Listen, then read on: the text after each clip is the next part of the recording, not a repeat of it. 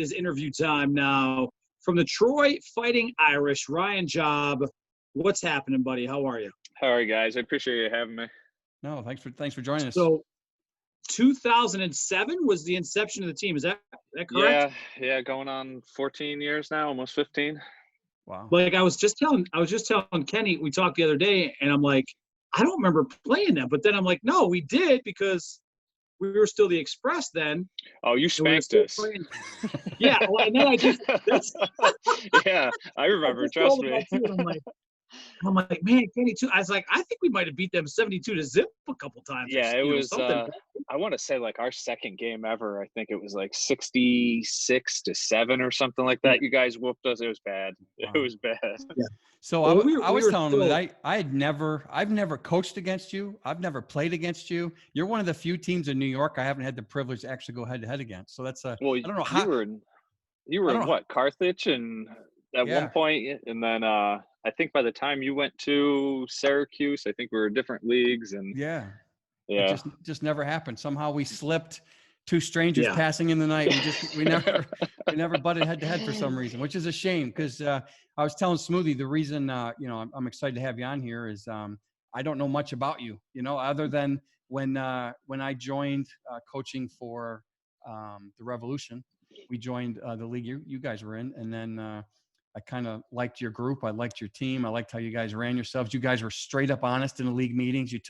Even though you guys were the youngest of the owner group, you took no shit from anybody. I'm like, I like these dudes. I like these dudes. So I'm gonna gravitate in their general direction. So kind of give us a breakdown. Hantke already touched on it. 2007 was your inaugural season, right?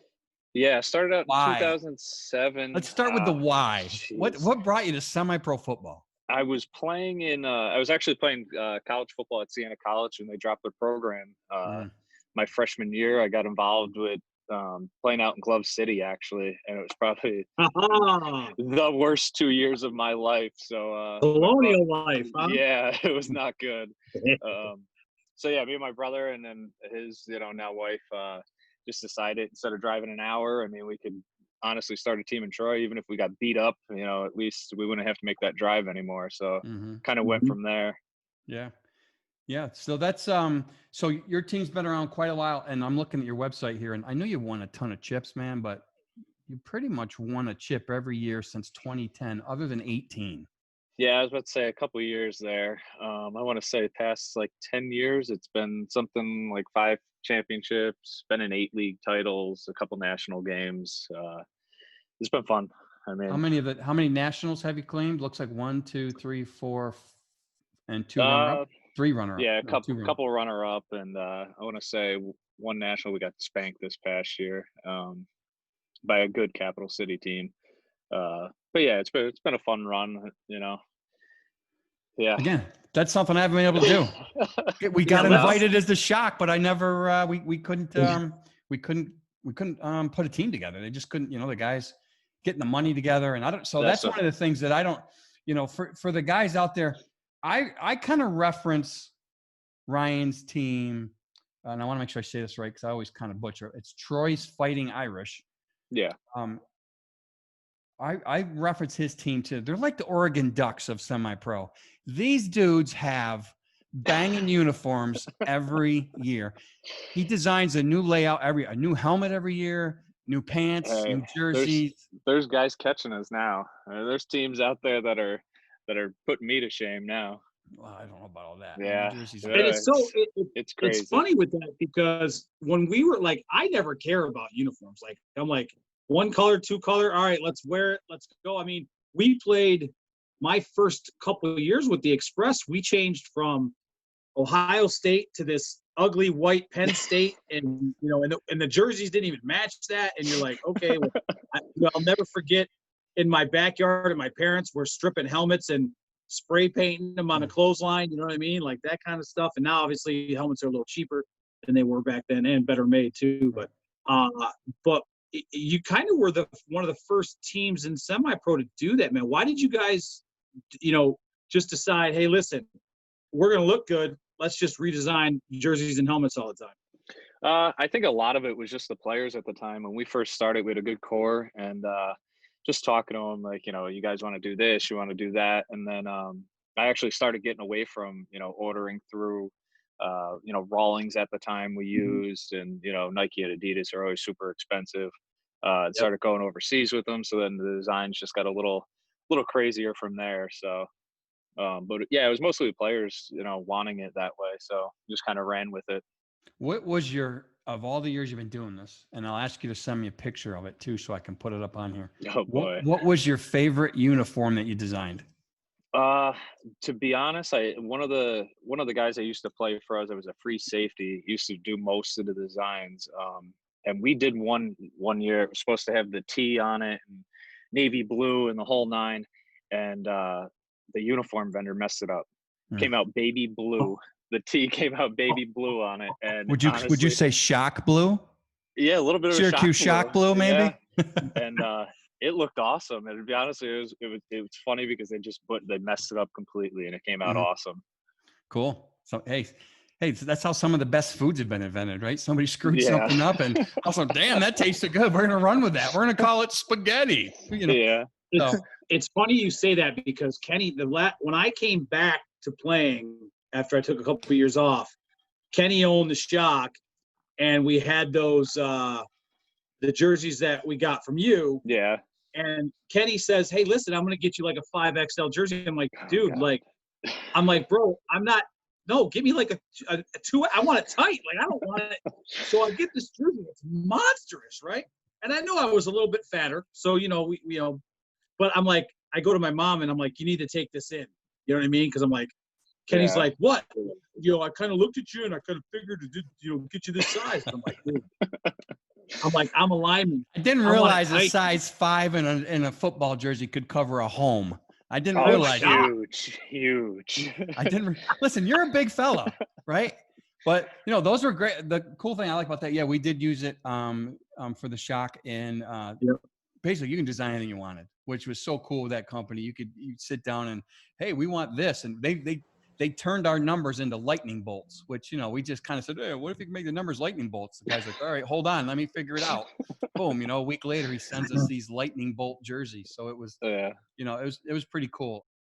Please tackle that subscription bar and also stiff arm the bell so you can be notified when our next video comes out. Take us from 2007. You've decided, you, your brother, Sarah, get together, right? And you say, we're gonna start this team. Give us some of that the trials and tribulations of that first year, and had you scratch your head and said, well, do I want to play for Glens Falls, or do I want to play for Albany? This might just be a hell of a lot easier. Do I want to do anything besides this? Yeah. Right. It was not good. I mean, we had, everybody goes through their woes and their growing pains. And we only had a roster of, I think, 40 at the time. And it was a dysfunctional group. It really was, from coaching to playing, but it was kind of dipping your toes in and really, seeing what worked and seeing what didn't. It really took us probably those first 3 years to really grow it into, a contender. Mm-hmm. Mm-hmm. Yeah. And once you hit 2010, that was your first NFA championship. And then you were rolling. I mean, like I said, you've been looks like a champion every year except 18. Do I want to ask what happened in 18? We'll get to that later, but we had a couple of years. Yeah. So we've had a few Syracuse players go play for you, and I know they've loved the experience. They had, you got one of the guys that I played alongside with, Brian Williams, came down, played with you as well. He's a great dude. Awesome guy. Yeah, it's a great. So kind of give the landscape of between yourself, Glove Cities, Albany, and Glens Falls.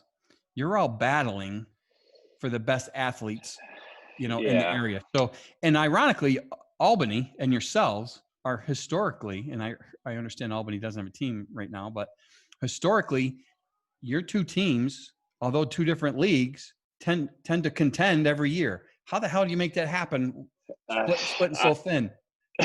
I don't know. A lot of out-of-town guys, I guess. There's a lot of talent in this area, and the Capital District is a big place to recruit from and all that. But we really didn't hit our stride. We were kind of Albany's little brother, a little younger. They had a lot of the vets, a lot of even guys from Syracuse area that went down and played in Albany. But about 2010, we just started to kind of get the coaching together. Before that, it was a little, schemes weren't as good. Then we brought in Pete Purcelli in 2010 and just kind of hit the ground running that year. Haven't really looked back, knock on wood, haven't really looked back since. Right. When was the day when can you remember sitting there? Sorry, Hank, I'll let you get the next one. Can you remember the day where you sat up and just said, dude, we're going to make it? Because semi-pro teams, the fact that you've lasted, what'd you say, 14 seasons? Yeah, going on 14 this year. That's a huge, Syracuse has had 3 teams since you've started, right? 3 different teams, or at least 2 teams. Yeah. And you've kept one team in an area where there's been multiple other teams competing at the same time. When did you sit up and just say, damn it, we're going to make it. And we're going to be here a while. I mean, I think that 2009 season that we had was our 3rd year, and we had talent. We did not have the coaching.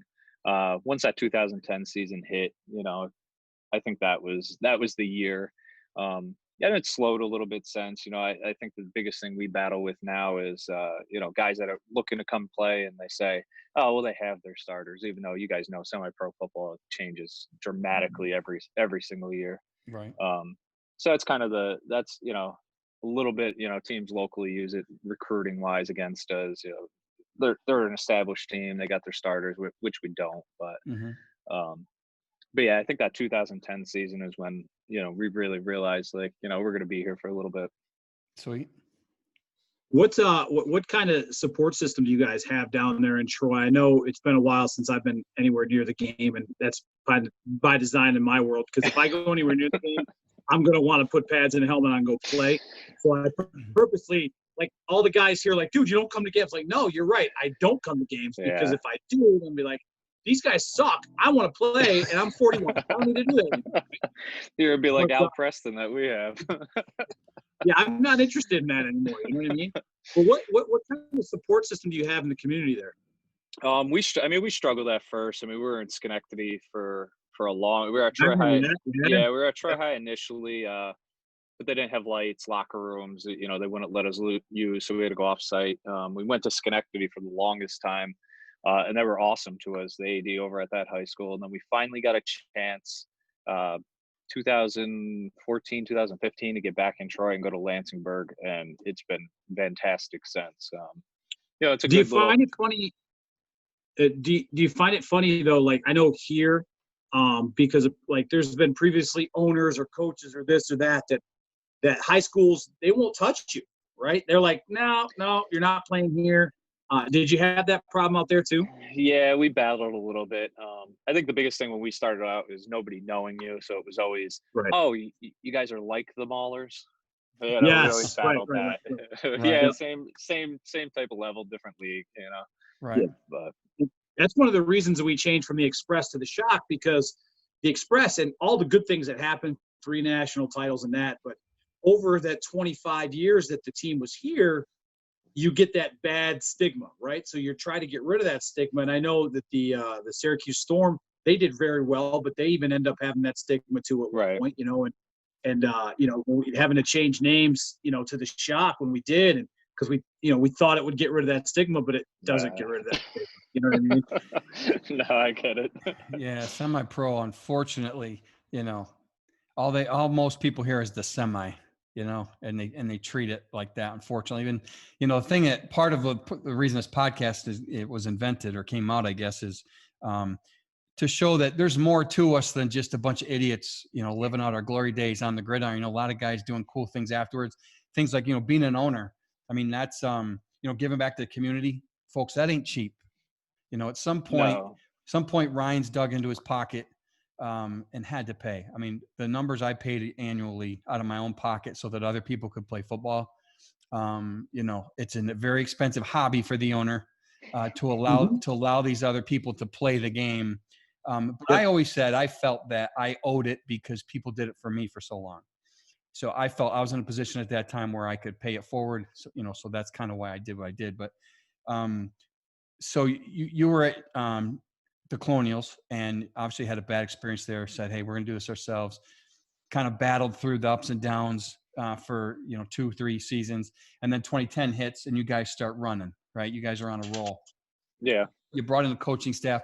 Now, is this the coach that runs that crazy running offense that you guys have? Yeah, I've coached. This is the first year I won't be doing high school with him. I think in almost 10 years. But yeah, that was his staple, the double wing, and it worked for us. A lot of his ex-players that played locally at Lansingburg and stuff like that were on the team too. So it was a pretty easy install as a whole. So I mean, it worked. It worked for us.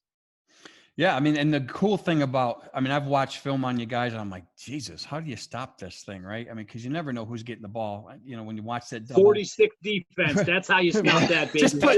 Just put 10 in the box and have a really fast safety over the top.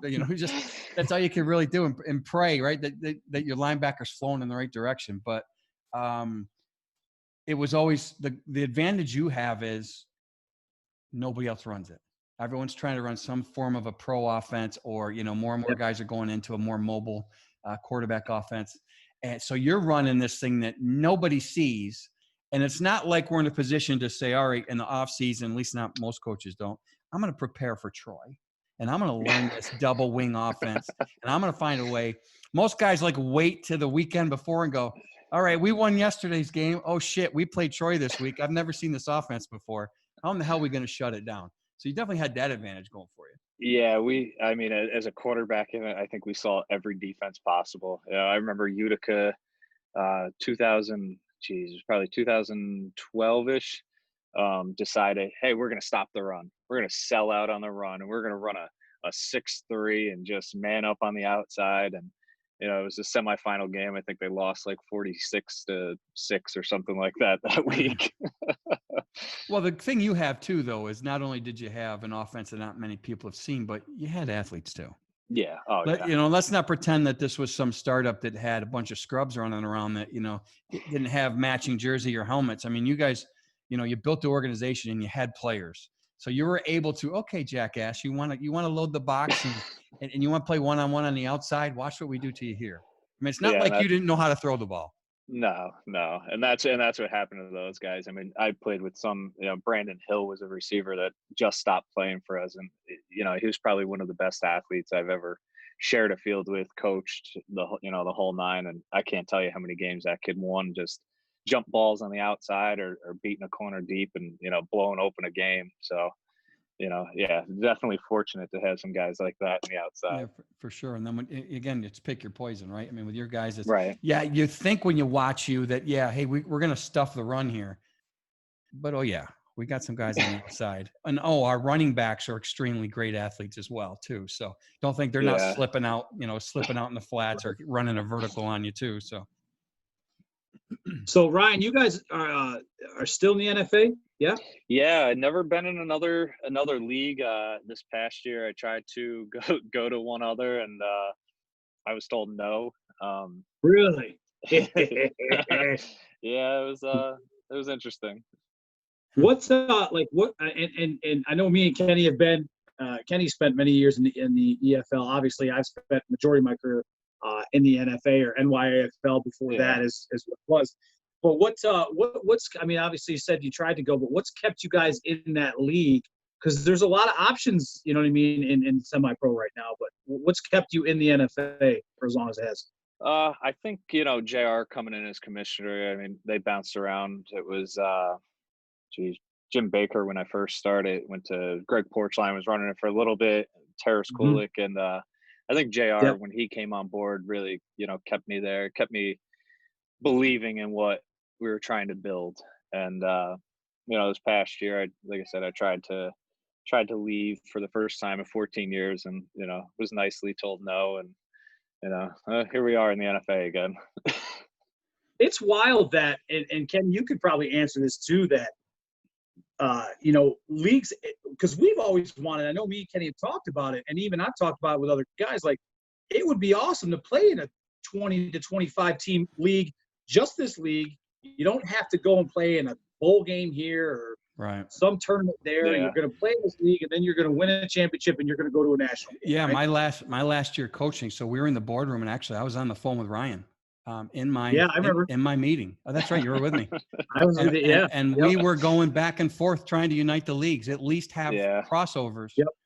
And last minute, they weren't having it. So I'll never, and that was the first one Kenny ever brought me in. And I was in a couple NFA board meetings. I think the year after we beat Glove City's 112-0, there was a huge uproar. And we're sitting in that, and that's a great story. We're sitting in that league meeting, and Ryan, you probably remember, because I was there. That was like your first or second year, right? Yeah, first year. And dude, it was an uproar like crazy. You get all these adults getting all upset about. I knew something was different in semi-pro than what I had originally thought from the owner side when Tommy Schultz started the Revolution, and we walked into our first meeting with the NYFL. Was it the NYFL then or NFA? I don't remember. That was the first year of the NFA. Okay, so the first year of NFA. So we walk in, we sit down, and we're sitting up in like it's stadium seating. We're up at the top, and everyone's talking and talking and talking. And they tried putting us, because we're a new team, they tried to put us playing, what would be considered a softer schedule. Yeah. And I raised my hand politely, and I said, no. You're like, what do you mean, no? You're going to play this off? I'm like, no. I didn't come here. I didn't break up from the other team I was associated with and start another team with this new owner to play what would be considered by some as guaranteed wins for us. I go, no. Right. Absolutely not. I want to play Syracuse. And I said, if you kick our ass, they kick our ass. I want to play Troy. I want to play, which never happened, by the way, we still don't know how that happened. I said, but if they kick our ass, they kick our ass. And trust me, we got our asses kicked. We lost to the Sting 72-0. So we got our asses kicked, but we also fought. We did suck, man. Hey, the startup team. Ryan, do we need to go back to what it's like to start up a team? Hey. So it was brutal. Sting and Cuse right off the rip. Our first 2 games ever was. I think you're right. Yeah, you guys got good. Back-to-back perennial stud teams. Yeah, that's not a good way to structure.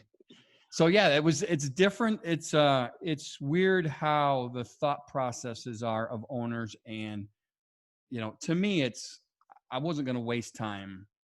I want to know what we have, and if you kick our ass, you kick our ass, and you did. And then one of the reasons that led me to the Shock was because the way we rebounded to play the Shock. I ended up going to join the Shock after playing the Shock. You guys whooped our ass the first time. Then you came to our home later in the year, and we played you.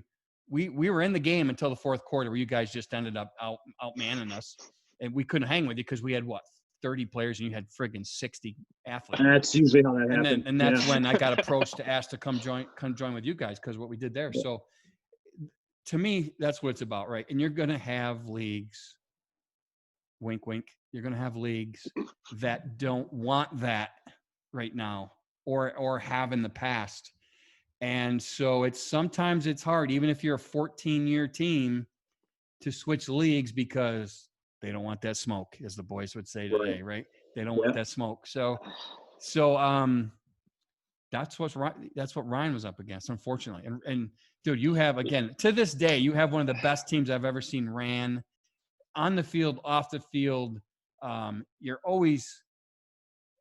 It seems you're always doing the right thing, saying the right thing. And I'm sure behind the scenes, you're like, oh, fuck, why did I say that? Or why did I do that? But, in the general public, you're one of those owners that I followed throughout the years. I'm like, that dude he just gets it. And if I could do it all over again, I would model a team after what you do. I stole a lot too when I first started from teams. Like, I remember everybody does too. And I mean, you look at who does things right, and you kind of play off of that. And for me, I think the biggest thing that I've always kind of prided myself on is just being honest with players, whether it's good or bad, players, coaches, other owners, league officials. Just be honest with them, and if they don't like it, it is what it is. But at least I can sleep at night and think I'm doing the best of what I could for players and coaches that we have. That's for sure. What do you see? Obviously, this year's. Will we see a league? I know the EFL decided to say no. Do you know if the NFA is going to go ahead and play or what? My gut opinion on it would be no. And I don't think it's as much as COVID going around. We joked as league owners that, we kind of socially distance at our games anyway, with as many fans as you get packing it in. So I think it's just more the school rentals. Everybody plays it, for the most part, plays at a high school or a college, and to rent those facilities right now are just, slim and none. Right. Which sucks because, you want to play ball, but then you don't want to put people in danger. I mean, I know for me, I canceled 2 strongman contests because I'm like, you know what? It's really not worth dealing. If somebody does get sick, like for me, I'll put myself in that situation. I'll play. If I was playing football, I'll play football. Let's go. You know what I mean? But yeah, I can't put anybody else in that situation and be okay with it in my brain. Yeah, I mean, that was my initial feeling too, and I expressed that to the JR league commissioner and stuff like that. Mhm. But I know there are teams out there. I mean, there's teams practicing like full, like nothing's even going on, and I'm just kind of sitting back, scratching my head, like elderly family members and people that have underlying health conditions and things like that. To me as an owner, I couldn't do that. What do you see as the future for you guys down in Troy, man? I don't know. I think we're really becoming younger now. A lot of the older vets that are just they played out their careers and stepping down. Yep. Really getting younger. I think this would have been the first year that we had a full-on coaching staff. I mean, I had 10 coaches this year. So really just trying to build it into maybe not something that's known in New York, but a little more. Do I think we'll travel, all over the country and play? No. It's just, to me, it's never been like a long-term feasibility plan. Do you think it's funny? Because I know the Strong is in a league where they have to travel all over the place. Which, and for me, and I know Kenny, I never like to travel outside of New York, to be honest with you, to play games. Like, you would go to Scranton, you know what I mean? And every once in a while, maybe in New Hampshire or something like that, or, but I always thought there's plenty of teams in New York. What the hell are we traveling all over the place? Right. Yeah, I mean, to me, I couldn't do it. I mean, asking guys, and I think that's what Albany kind of started to run into locally. Me just being an outsider, my opinion of it is, you're traveling to Virginia and DC and all over the country, and then your Sunday's gone. Your time with your family's gone on Saturday to travel and all that. So. Like you said, there's plenty of teams in New York, and we got great competition in New York too. I mean, there really are some good teams. For sure. It's cool to say, I can sit back and say, oh, I've played football in Canada. I've played football in Tennessee. I've played football in Virginia. I've played football in, you can name the states, all of the Northeast, Pennsylvania, and, any part of New England, right? That's cool. Cause, let's be honest, most of us that in high school, no one else can say that, right? Yeah. I mean, so like, hey, that's kind of cool. I played in other states. But at the same time, it's like you just said, I remember not getting home till Sundays. Oh, yeah. Sleeping all of Sunday away.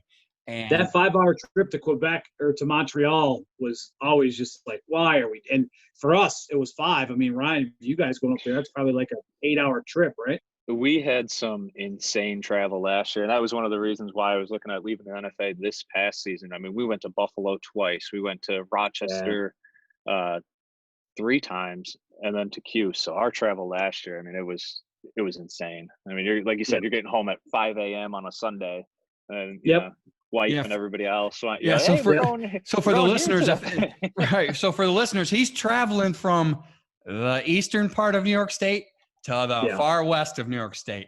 That can be as long, depending on traffic, that could be 5-6 hours, right? Yeah. So it's mostly 5-hour trips, and so it's 4.5. Craziness. Yeah, you're spending 10 hours in a car to play a 3-hour game. It's when you're irritating. When you're in your 20s, that's okay, right? Oh, as you hit that 30-year-old mark, you're like, oh, man, all right, listen, I'm only traveling with like 2 to 3 guys because we need to spread out in this car. You know what I mean? Because we're going to be all hurting on the way home. And then, I've never played. I think, what was the last time we played, Kenny? Jesus. Well, my last time suiting up was 2012 62. Was my last game. Right. That was the last time. 2009 was the last time I played player coach as the Rev. So 09, because 10 I went to the Shock and didn't suit up again. 2012. I mean, I was ice bathing it after every day on Sunday. I was ice bathing the deck. So speaking of last games, Ryan, when did you retire from playing quarterback to officially full-time owner / head coach? 2014. 2015. I played a little bit, and then my shoulder just kept dislocating, and that was time. I had the surgery on it in 2014. I came back, played the playoffs, and then 2015, a couple games in, that was it. It's one of those, what am I doing? Why am I doing I already had surgery. It pops out one more time. Like, now I jump into bed funny and it comes out. And I'm like, oh, this is awesome. Right. It's funny because at like 38, I'm like, oh, I used to say, yeah, I'm going to play till I was 35. Then 35 came and I 3/4 tore my ACL. And I'm like, yeah, I might play one more year. And it healed on its own in the off season. I'm like, I'll play one more. I'll play. Then I woke up and it was like every day for 8 months, my body was completely sore. I'm like, dude, this is it. I just, I tell you, I don't know how Al Preston for us. I mean, the guy started with this in 2007 and he was 35 at the time and he's still suiting up to play, and great guy. And I always say to him, like, why are you still doing this? He's like, I like to get out of the house, give me some exercise. I love being sore just from practice. I'm like, you're a sick That's ticket. wild. And you know, it's funny because as you get older, it's more compression, it's knee sleeves, and it's ankle, you know, and it's wrist, and it's this. And, you know, in 2012, I was just like, we were in the playoffs. I look at my buddy Chico. I'm like, it's the last ride, bro. He's like, this is the last ride, man. Let's go out and get it done, you know, do what we can do. But you realize real quick that when you're done, you're done. You know what I mean? And unfortunately, in semi-pro, a lot of guys can't do that. They can't just let it go. You know what I mean? It's like they have to prove something. Like I had nothing left to prove even when I came back to play for Kenny. You know, I was just like, I'm just doing this because I want to play still. You know what I mean? Yeah. There's been a few guys. I mean, over the years, I mean, we've had guys. I had a guy that was a 53-year-old rookie the one year. Like, what do you want out of this? He's like, I just want to hang out and get away from the wife. I'm like, all right, right. I guess this is it then. Yeah. I want to be with the guy. There's a little bit safer choices. They call that bar league softball. You could, yes. You could play, what's the thing where the beanbag thing? What do they call that thing? Cornhole, baby. Cornhole, yeah. You could play cornhole or horseshoes or something. A lot less contact. Bocce ball league. Anything. Yeah. Hey, I'm 53. I haven't played football in 30 years. Let me just suit them up and we're gonna go play. He used to come out more gear than I've ever seen. Elbow pads, extra knee pads, neck rolls, the whole nine. I'm like, man, if you got to put on that much gear to play, jeez. Yes. Right. Listen, the good neck rolls were the ones that were literally a roll. Yeah. And I remember starting my rookie year, I took that and I would wrap a towel and then duct tape the towel on it to give it that higher shelf on the back of your shoulder pads. You know what I mean? Yeah, that was the old school. Yeah, the old school stuff. I'm a tad bit old. Ryan's in that half old school, half new school. He's kind of like he's that fine line between generations. Oh, I remember wrapping the towels or at high school, like wrapping. I used to play offensive line and stuff with D line in high school at times when I was in JV, and you wrap the neck roll in the towels just to look a little bigger. Yep. You're taller. Yep. I was taller, so it was like, I might be. When I was in college, you're like, you realize you can't do that. I'm like, but who's going to tell me? I mean, the jersey's going to be tucked over it. And they're like, all right, do whatever you need to do. Okay, good, because I'm going to do it anyways. So Ryan, let's go. I want two memories from you. We'll call this here in a little bit here, but give me two memories. Okay. I want one as a player, and then one as a owner / coach as your best memories with Irish. Ooh. Player would have had to have been 2013, 2014 in Lockport in the championship down. I want to say we were down 18 with like 5 minutes left or something like that. We came back and won. That was probably the greatest game I've been a part of. As a coach and owner, beating Watertown in the semifinals a couple years back. I was the only coach on the coaching staff, and I did offense, defense, special teams, the whole nine. It was terrible. I never want to do that again. And it's brutal. We beat Watertown I want to say by 6 or something like that, on an interception when all the Plattsburgh guys went over to Watertown to play. Yeah. So they had some talent that year, but that was probably one of the better coaching moments. Yeah, that's awesome. And I actually did all that, which is torture, but our fullback got hurt that year and we were understaffed. So good old number 88 came out of retirement and had coached and played some fullback. Oh, God. Ouch, that was God brutal. Bless you. That was brutal. But hey, it happened. He said that to me in in 2012, he was like, "Hey man, I think I got a game left in me." I'm like, "No, you don't. Just stop. Like, what are you doing?" Well, I think what happened was the year before, was it the year you were there when I got suited up in a practice?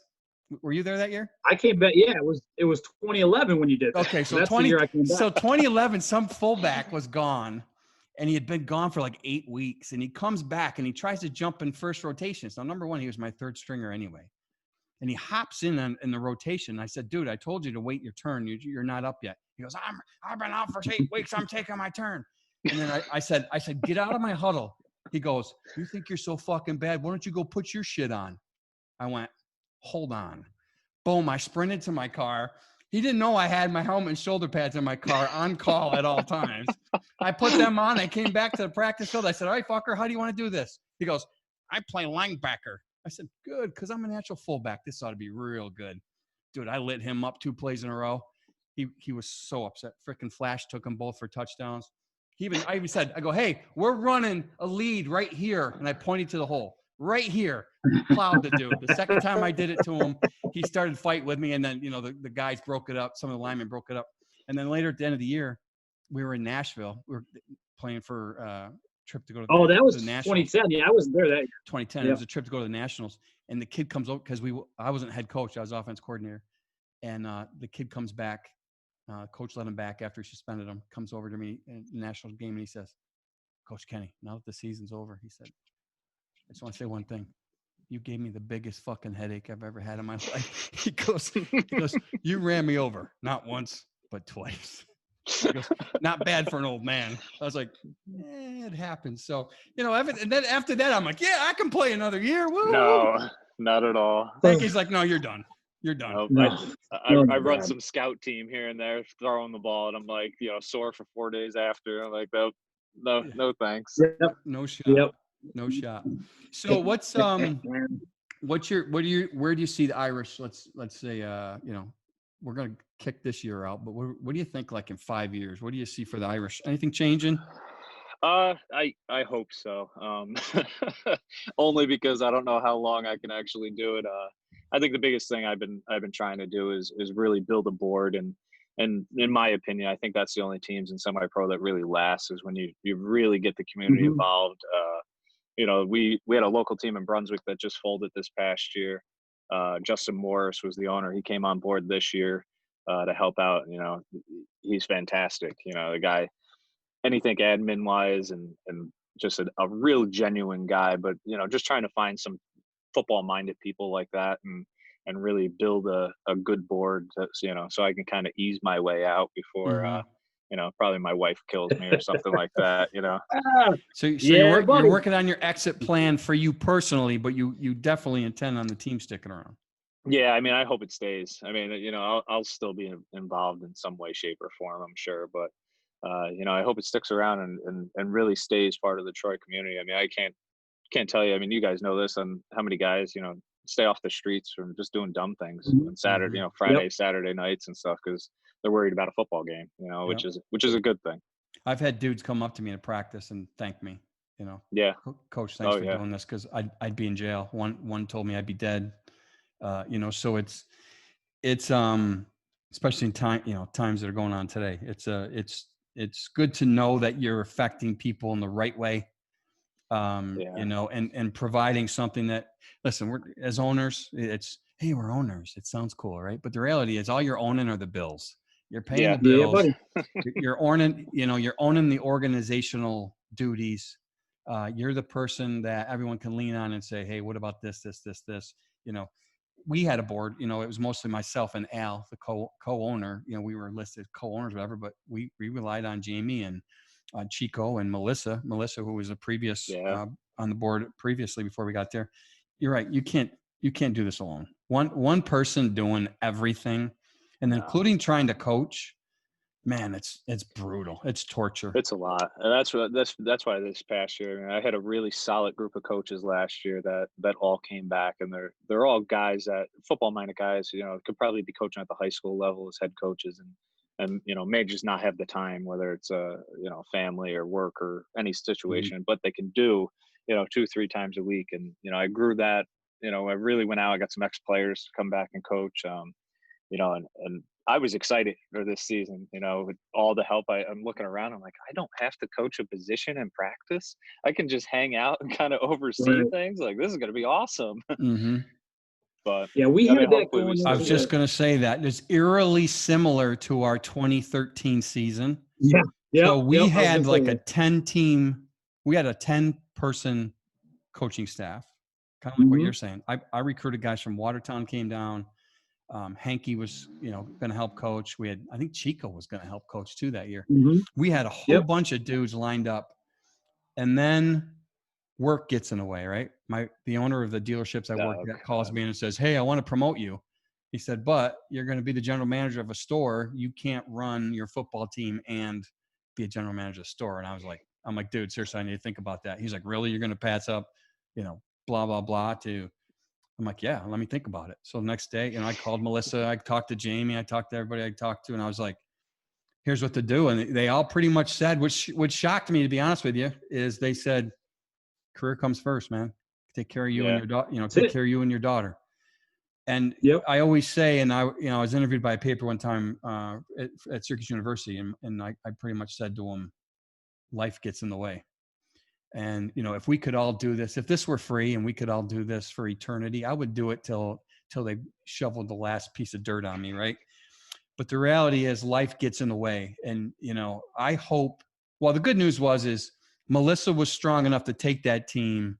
And basically she became the coach, because we lost all the coaches. Once I left, the coaches all had to start, this guy got promoted. Another guy got promoted. Ambrose at work got promoted. And it was just like the dominoes started falling. Everybody's jobs are changing. And Melissa hung in there for the last year, and we had to shut it down after that. They won the league title. Melissa kept the trophy, and it was the last year that I was quote owner. And, we had to shut it down after that. And that's, I think, when, Germ and Jeff came and played for you that year. So those were some great guys. Yeah, they're great dudes. And they're 2 peas in a pod, those guys. They're awesome. But I just hope, and by the sounds of it, you've got a lot more in place. We had a small board, but you're starting to move towards, and I just hope, for your community and all the hard work you've put in over these 14 seasons, that your fate is, a lot better than what ours ended up being, unfortunately, that year, because it's a great thing you're doing for, for the people and the players, it's a great thing. So other than that, let me ask you this. We touched on this last week. This is going to be our new question. God, like our outgoing question for every new meeting. Can you name? Because there's one thing, Kenny, before you say that, there's one thing that we all know through Semi-Pro. Here we go. We all have about 50 stories that we can tell in the drop of a dime on some dumb shit that happened, some crazy shit that happened, and just random stories, right? You know what I mean? Yeah. No, there's plenty. So I don't know if you got a chance to watch last week's episode, but our topic at the close of the call was fights. Ooh. So we want to hear your most epic fight in your 14 seasons, whether it's owner, player, innocent bystander, whatever it is. We want to hear your best fight. Not that you were personally in, that the team itself was in. We've had some interesting ones. As an owner, I think the funniest one I was ever a part of, I don't know, you guys remember Harold out in Lindenville. Yeah. Great guy. But that team was something different. There was a year that he was fighting in the owners meeting with somebody and threatened to stab him with a pencil in the eye to kill them. And I could not stop laughing when he said it. Damn, I missed that. That was those meetings used to be intense back in the NYAFL turning over to the NFA. Some of those meetings where you just sit back and kind of look like, what the heck is going on here? Owner meetings are intense, that's for sure. We did have a championship game end in a fight, and it was nothing other. We were playing Finger Lakes the one year, and we killed them at home. was like 35 something, 35-6 or 35 nothing in like the middle of the third, and our one receiver catches a touchdown pass on the kid and just whispers in his ear like, you know, you can't guard me or something stupid to the kid, and he just starts fighting. And the brother of him, actually, the corner from Finger Lakes, came over and body slammed his own brother, and that was the end of the game. It wasn't even a fight between us. You know, the kid No gets shit. beat, he pushes our receiver, and then the brother comes over and slams him on the ground, and like ref just walked off the field. It's like, all right, I guess this is over. Oh man, what do you do with that? Right? It's like the refs are just like, we're gonna call that one. That's a game between team and team. Yep, that was an interesting one. That's funny. You know, it's funny you bring Harold from Lindenville. Damn, I got some Lindenville. We all have. Oh, everybody's got those. Everybody's got those. I think totally forgot about that. I think some of the funnier stories in semi-pro are the things you get accused of as an owner or team. Oh yeah. You know, and it's wild to me. I mean, some of the ones like, you know, I had a team one time say we spread human poop all over the locker room walls, but they didn't tell us until like almost a year later. They were like, "You did this." I'm like, "You think if that happened, you would have probably been calling me the next day." Like, come on, like what? Yeah. You're gonna screw up our damn, you know. This, that, and the other eight months to try to accuse you of it, and you just look at it like, why? All because, you know, you beat somebody and they get upset. Why did you lose? I think that used to be Buffalo. I know when we went to Buffalo once, we had to take a shower with a garden hose. Oh, that was fun. That might have been the one. Listen, there was a time we played in Vermont. The Vermont Gladiators, I think they were a green and white team. So first of all, it's a jaunt. It's one of those 6-hour rides, right? So we're taking the 6-hour ride and we get lost. So we show up late, right? So we're there right about time before DQ happens, right? So we roll up in the bus. We're screaming at the refs, "Hey, we're here. We made it, blah, blah, blah." We're getting dressed out in the yard. We're literally out. Like they pulled up. The field's out there. We get out there. We're racing. We're in the yard. We're in our gear. We run out on the field. There's only the outline of the field in chalk, and they didn't do the rest of the lines. And they have PVC pipes that are blowing in the wind as uprights. And I'm like, wait a minute. So we just drove 6 hours. We're late. We just rushed to go from the bus to here, and we don't even know if we're going to kick a field goal because things are blowing in the breeze. So that was a good time. That was a good time. And that was a team we been there. Man, our fullback played tailback because our tailback got hurt the week before. He had a concussion. So Moose played our tailback for us. And dude, he went for like 150 yards. The funny thing was, I'm playing and I'm blocking my dude, and Moose breaks off another one. Boom, he scores like his third touchdown. And the guy goes, "Wow, your tailback's really good." I said, "Yeah, too bad he's our fullback. Our real tailback's over there on the sideline drunk. He's been drinking Crown all morning. So he's over there." Moose goes off on these guys. These guys are like, "Wow, this tailback's amazing." I'm like, "Yeah, he's our fullback, dude. Wait till you play our real tailback." But no, that was good times. That was a great trip. Not so much. Well, Ryan, my man, we appreciate you hanging with us today, brother, and just, you know, chopping it up and talking a little semi-pro, and, you know, hey, get some football in there, right? You know, with everything going on. One way or another. I appreciate you guys having me. Absolutely. And listen, when football starts up again, we're going to guess probably next year at some point. We'd like to hear, you know, if you're still on. I mean, if you're still on the board and coaching. Plan B here. Oh, that's right. Oh, yeah. Forgot about that.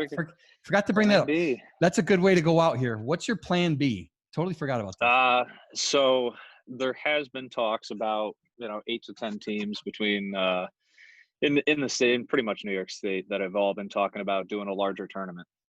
So sometime in probably September into early October, just trying to, like I said, just play a bigger tournament and get some type of football in, you know, get guys out and exercising and all that, you know, just at least have something. And right. And, so are we talking like a 4 games each or something like that, or like a best of? Yeah. Or is it... Yeah. Nobody's really hammered out the details. I think it's, you know, we're looking just for a couple weekends over, you know, play some double headers. I'll do it at maybe 2 locations, and that way too, we can, take any precautions, maybe not have locker rooms and just have guys get dressed there, Right. And try to figure out some clean ways to be able to play and still have some games this season. Yeah, it's for, and I'd mentioned in an early episode that what sucks about the whole Corona thing is there's going to be dudes that are in their last year that they were like, this is it. They flipped that switch in their mind.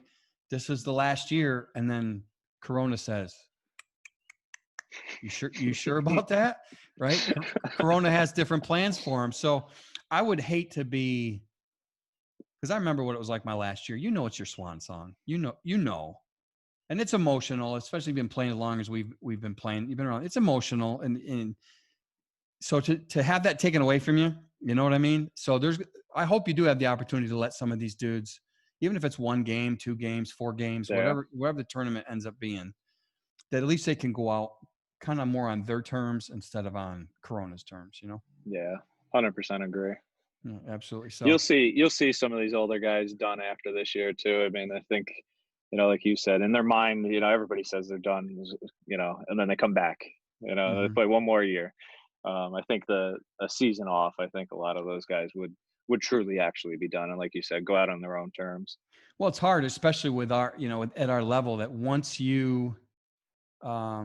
something shuts down in the semi-pro world, that's what makes your 14 season so amazing is, if there's even a crack of shutting down, that can break down a team so fast that it's over. The team can't rebound. So, I would hate to see leagues, teams, players not come back after, what Corona has done to everybody. And, for you and whatever other teams are willing to join, join that'd be, that's great for the players and great for the sport, just to let them get one last hurrah before their body says 40's it, or, some might be 22's it, whatever the number is. Yeah. Right. So, all right, man. Appreciate you joining us. Like I said, we'll reach out hey, maybe once that tournament happens, we'll jump in and, what I told Hantke is one of these days, maybe we can actually go to a game and, maybe do some highlights or something from one. We'll see what my schedule allows this summer. So, or / fall by that point. So who knows, maybe we'll do a little game play-by-play or something for a half or a quarter or something. We'll figure something out, but, we appreciate you joining us. I know it's a Friday night and the wife's probably, hey, don't you do enough with football already? So tell her, thanks for, tell her we said, thanks for loaning you to us. And, we look forward to talking to you in the future, and good luck to you with whatever 2020 brings. I appreciate it, guys. Thank you for having me. You're very welcome. Have a good one, buddy. You too.